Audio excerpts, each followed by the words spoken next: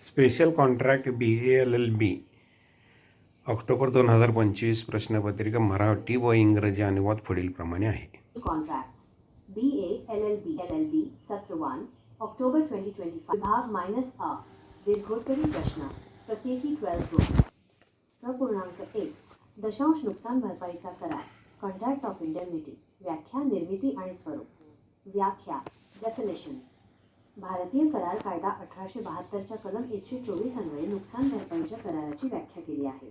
यानुसार हा एक असा करार आहे ज्याद्वारे एक पक्ष दुसऱ्या पक्षाला स्वतःच्या कृतीमुळे किंवा इतर कोणत्याही व्यक्तीच्या कृतीमुळे झालेल्या नुकसानीपासून वाचवण्याचे वचन देतो. नुकसान भरपाईचा करार कसा तयार होतो?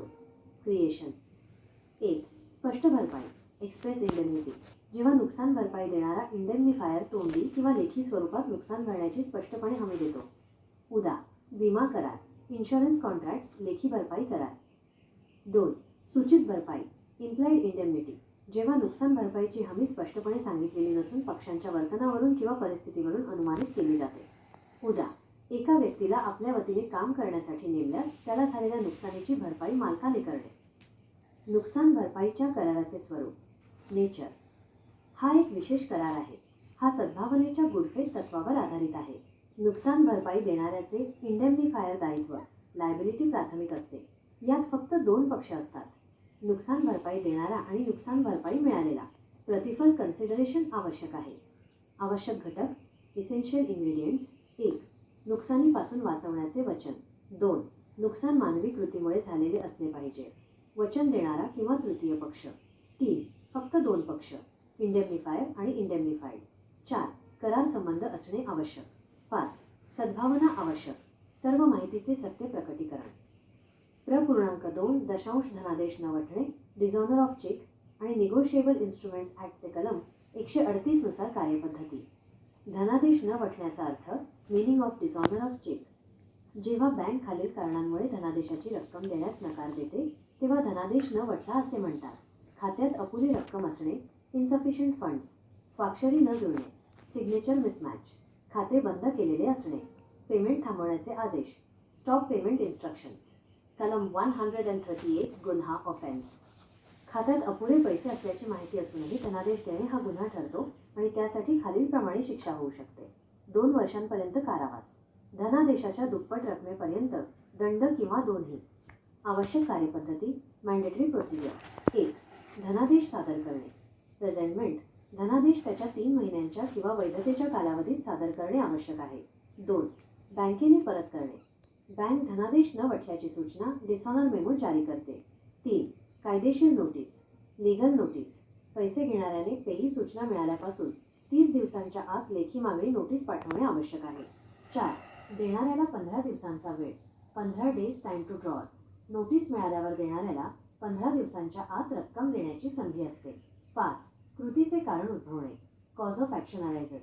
जर 15 दिवसांत पेमेंट झाले नाही तर कायदेशीर कारवाईचे कारण उद्भवते. 6. तक्रार दाखल करणे फायलिंग ऑफ कंप्लेंट. तक्रार कृतीचे कारण उद्भवल्यापासून 30 दिवसांच्या आत न्यायालयात दाखल करावी लागते. 7. न्यायालयाकडून दखल खटला कॉग्निझन्स बाय कोर्ट ट्रायल. हे खटले समन्स प्रकरणे मानले जातात. प्रपूर्णांक 3 दशांश एजन्सीची व्याख्या, निर्मिती आणि कायद्यातील तरतुदी. व्याख्या डेफिनेशन.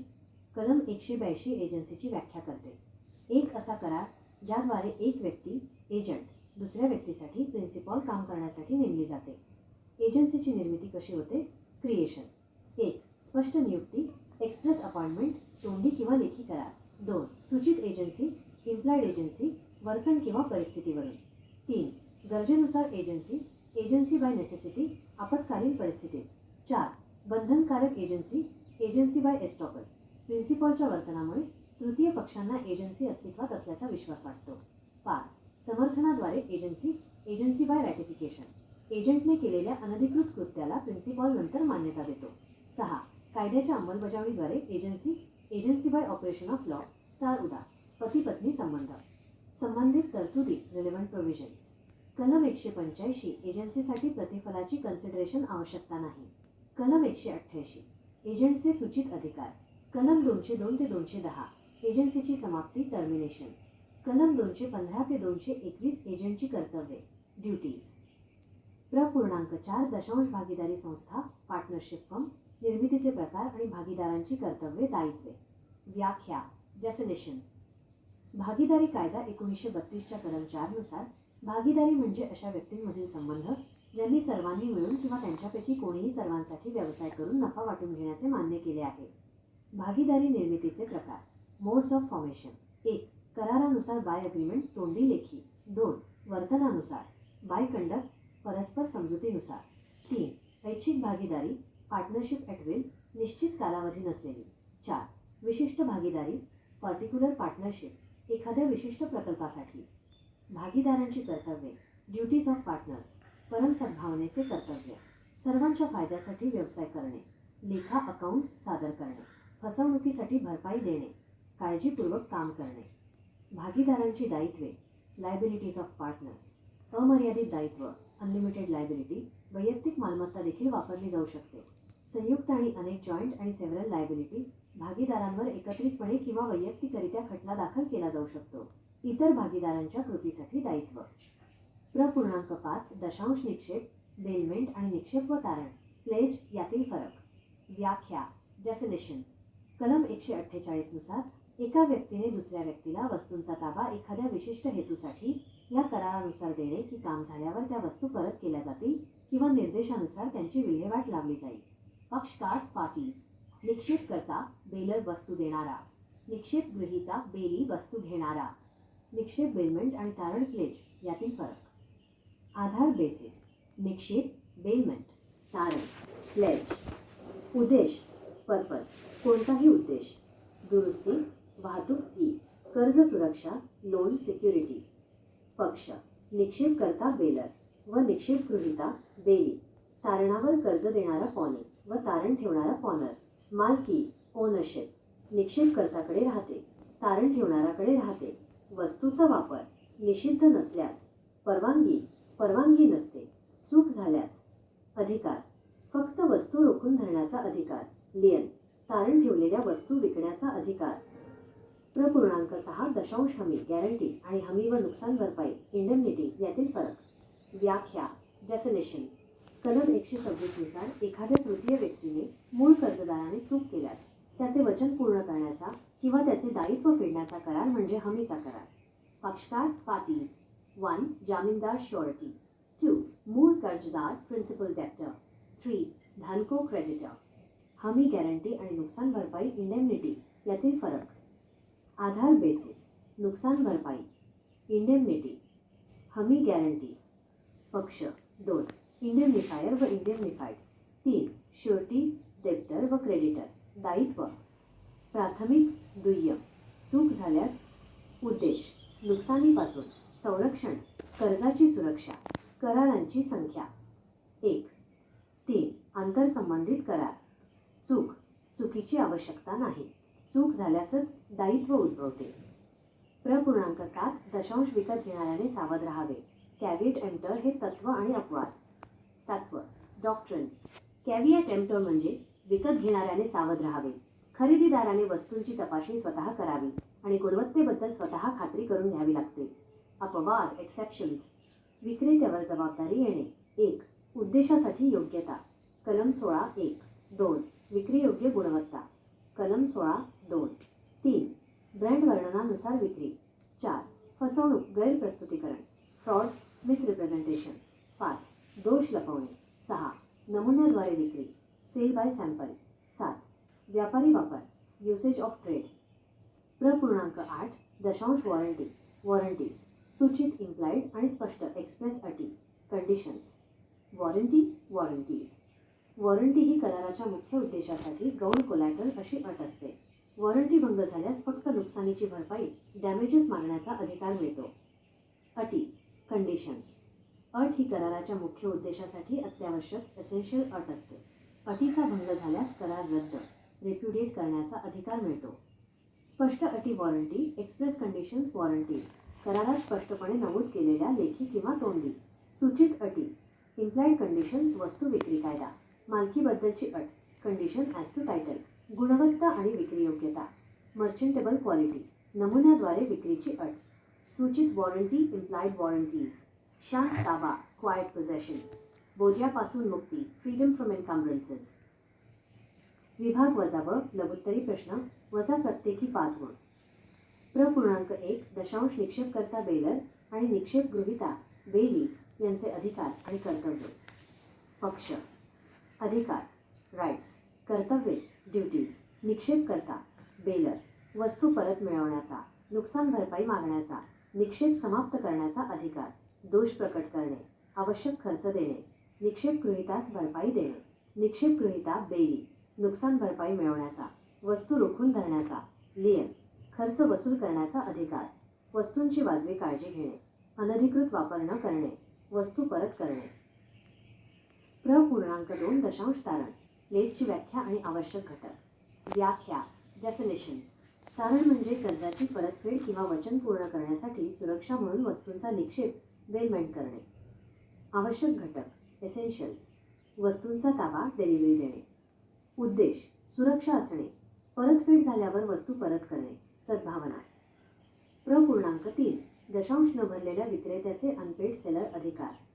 ज्या विक्रेत्याला वस्तूंची संपूर्ण किंमत मिळालेली नाही त्याचे वस्तूंच्या संदर्भात खालील अधिकार आहेत. वस्तू रोखून धरण्याचा अधिकार, राईट ऑफ लियन. वाहतुकीत थांबवण्याचा अधिकार, right of stoppage in transit. पुनर्विक्रीचा अधिकार, राईट ऑफ रिसेल. किंमत आणि नुकसानीसाठी खटला दाखल करण्याचा अधिकार. प्र.4 दशांश भागीदारीतील अल्पवयीन मायनर ॲज पार्टनर. अल्पवयीन व्यक्ती भागीदार होऊ शकत नाही, परंतु त्याला भागीदारीच्या फायद्यांसाठी दाखल केले जाऊ शकते. त्याचे दायित्व केवळ त्याच्या हिश्शापुरते मर्यादित असते. सज्ञान झाल्यावर त्यांनी 6 महिन्यांच्या आत पूर्ण भागीदार व्हायचे की नाही हे ठरवावे लागते. प्र.5 दशांश लीन. लियन आणि लीनचे प्रकार. लीन म्हणजे देय रक्कम मिळेपर्यंत वस्तूंचा ताबा रोखून धरण्याचा अधिकार. प्रकार काइंड्स. 1 विशिष्ट लीन, पार्टिक्युलर लीन. विशिष्ट सेवेसाठी वस्तू रोखून धरण्याचा अधिकार, उदा. धोबी शिंपी. 2 सामान्य लीन, जनरल लीन. देय असलेल्या सामान्य शिल्लकीसाठी वस्तू रोखून धरण्याचा अधिकार, उदा. Bankers factors. प्र.6 दशांश निगोशिएबल इन्स्ट्रुमेंट्सचे. निगोशिएबल इन्स्ट्रुमेंट्स प्रकार. निगोशिएबल इन्स्ट्रुमेंट्स प्रदानक्षम दस्तऐवज म्हणजे जे दस्तऐवज हस्तांतरित करता येतात आणि ज्याद्वारे विशिष्ट रक्कम देण्याचे वचन दिले जाते. प्रकार वचनपत्र, प्रॉमिसरी नोट. विनिमय बिल, बिल ऑफ एक्सचेंज. धनादेश, cheque. Bank draft. Dividend warrant, dividend warrant. Special contract BA LLB semester first October 2025. इंग्रजी अनुवाद पुढीलप्रमाणे आहे. BA LLB 1 Contract of Indemnity. A contract of indemnity is defined under Section 124 of the Indian Contract Act 1872. It is a contract where one party, indemnifier, promises to save the other, indemnified, from loss caused by the conduct of the promisor or any other person. Creation. 1. Express indemnity, explicitly promised in written or oral form, e.g. insurance contracts. 2. Implied indemnity, inferred from the conduct of parties or circumstances, e.g. agent's right to be indemnified by the principal. Nature and essential ingredients. Special contract based on good faith, uberrime fide. The liability of the indemnifier is primary. It involves only two parties, indemnifier and indemnified. Essential ingredients. Promise to save from loss, loss caused by human agency, promisor or third party, two parties, contractual relationship and good faith. Q2. Dishonor of check and procedure under Section 138 of NI Act. Dishonor of check occurs when the bank refuses to pay the check amount due to reasons like insufficient funds, signature mismatch, or account closure. Section 138. Offense. Issuing a check knowing there are insufficient funds is an offense punishable with imprisonment up to 2 years, fine up to twice the check amount or both. Mandatory procedure. Section 138. 1. Presentation. Check must be presented within its 3-month validity period. 2. Return. Bank returns the check unpaid, issuing a dishonor memo. 3. Legal notice. PI sends a written demand notice within 30 days of receiving the memo. 4. Time for drawer. Drawer has 15 days from receiving the notice to make the payment. 5. Cause of action. Arises if payment is not made within the 15 days. 6. Filing complaint. Complaint must be filed in court within 30 days from the cause of action. Q3. Define agency, creation and provisions under Act. Agency is defined under Section 182 as a contract where one person, agent, is employed to act for another, principal. Creation of agency. 1. Express appointment, oral or written agreement. 2. Implied agency, by conduct or circumstances. 3. Agency by necessity, arising from emergency situations.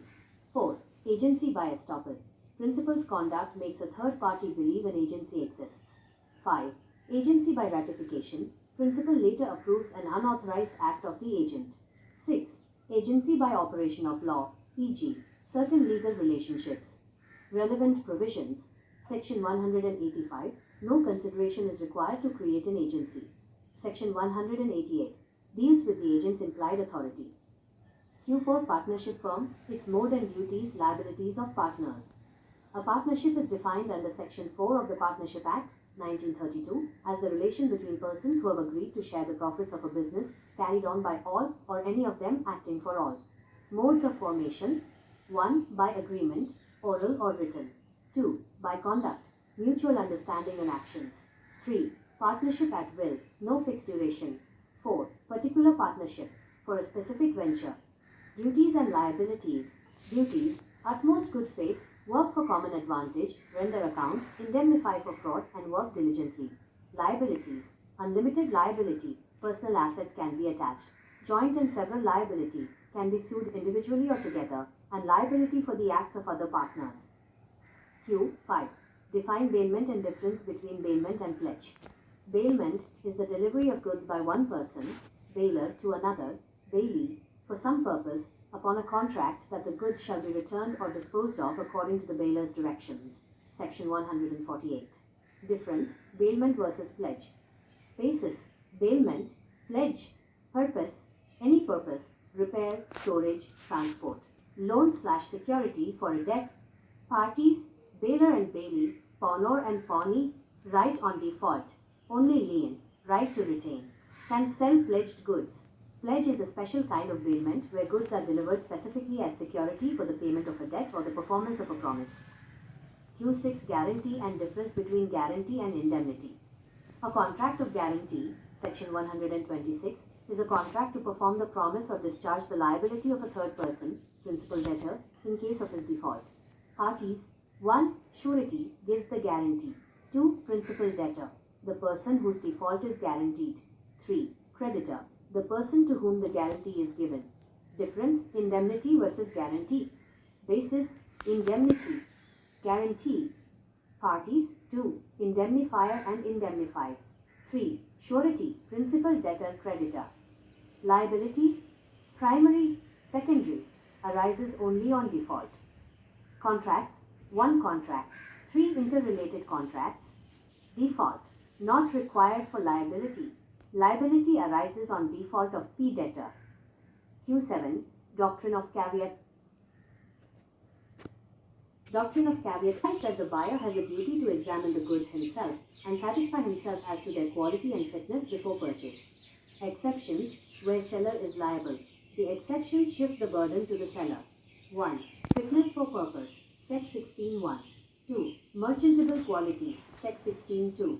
3. Sale by sample or description. 4. Where the seller commits fraud or misrepresentation. 5. Concealment of defects. 6. Usage of trade. Q8 Warranties, implied and express conditions. Conditions versus warranties. Feature. Condition. Warranty. Nature. Stipulation essential to the main purpose of the contract. Stipulation collateral to the main purpose of the contract. Breach. Gives the right to repudiate the contract and claim damages. Gives the right to claim damages only. Express. Stated clearly in the contract, written or oral. Implied. Read into the contract by law, Sale of Goods Act, unless excluded. Implied conditions, examples. Condition as to title. Seller must have the right to sell. Condition as to merchantable quality and fitness for purpose. Condition as to sale by sample or description. Implied warranties, examples. Warranty of quiet possession. Warranty that the goods are free from encumbrances, charges, liens. Section B. Short answers, 5 marks each. Q1. Rights and duties of bailer and bailee. Party. Rights, duties, bailor, right to receive goods back, claim damages, Terminate bailment. Disclose known faults, pay necessary expenses, indemnify bailee. Bailee, right to compensation, right of lien, recover expenses, take reasonable care of goods, not make unauthorized use, return goods. Q2. Define pledge and essential elements. Pledge is the bailment of goods specifically as security for the payment of a debt or the performance of a promise. Essentials. Delivery of goods from pawnee to pawnee. Purpose is for security, usually a loan. Goods must be returned upon repayment. Requires good faith. Q3. Rights of unpaid seller. An unpaid seller is a seller who has not received the full price of the goods. Their rights against the goods include right of lien, right to retain possession of the goods until payment is made, right of stoppage in transit, right to stop the goods while they are on their way to the buyer, right of resale, right to sell the goods after giving notice to the buyer, right to sue for the price and for damages. Q4. Minor as partner. A minor cannot enter into a contract of partnership due to incapacity to contract. However, under the Partnership Act 1932, a minor can be admitted only to the benefits of the partnership with the consent of all existing partners. His liability is limited only to his share in the partnership assets. Upon attaining majority, the minor must decide within 6 months whether to become a full partner or leave the firm. Q5. Lien and kinds of lien. Lien is the right to retain possession of goods until a debt or demand due in respect of those goods is satisfied. Kinds. 1. Particular lien. The right to retain goods specifically for a charge incurred in respect of those particular goods, e.g., a tailor retaining a suit until stitching charges are paid. 2. General lien. The right to retain goods for a general balance of account owed by the debtor, e.g., the right of bankers, factors, or attorneys. Q6. Kinds of negotiable instruments. A negotiable instrument is a document that promises the payment of a sum of money, which can be transferred freely by delivery and/or endorsement. Key kinds, as per Negotiable Instruments Act 1881. Promissory note, bill of exchange, check. Other kinds, bank draft, dividend warrant.